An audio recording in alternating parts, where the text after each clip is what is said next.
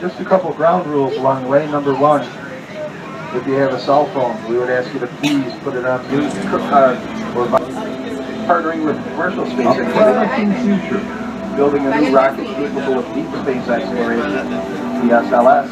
For the first time, the capsule's being built right here. A workforce with legendary talent. The Orion capsule is being built just down the road here in operation. Check out by Lockheed Martin. At the night, we have a 60-foot hydraulic arm to help assemble the SLS. Once this platform is completed, one of our crawlers will drive underneath it, lift it up, and carry it into the VAB. And we will begin to assemble that rocket on board. It should occur sometime within the next few months. Now, the part that you see sticking up in the air is called an umbilical tower. It's necessary to help support and stabilize a very tall rocket like the SLS. Saturn V mobile launch platforms had umbilical towers on them very similar to this. The shuttles were much shorter and didn't require them. We're going to be, that's where they build the rockets. We'll be driving by some of these platforms today and you'll be able to get a good look at them. I don't think so. No, that's just where...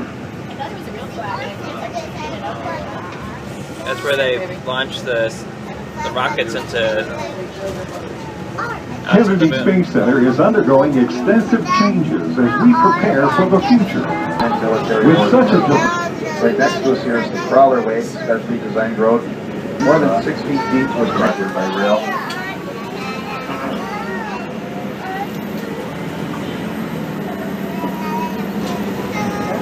Now you'll notice with both the launch pads a rather significant elevation involved in getting up to the top of the pad, and that's necessary to create the flame trench.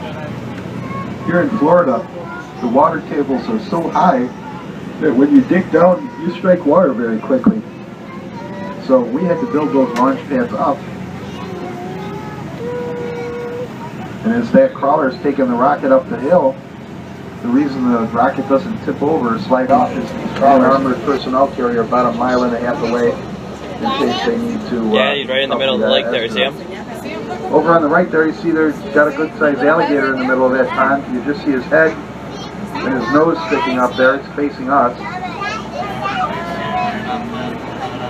They're not placed here and they're not placed. He likes to watch the rockets. Now these 3 towers here, the question was, these are lightning towers. They don't prevent lightning, they attract lightning. Because we'd rather have the lightning strike those towers and then get sent down into the ground than strike the rockets.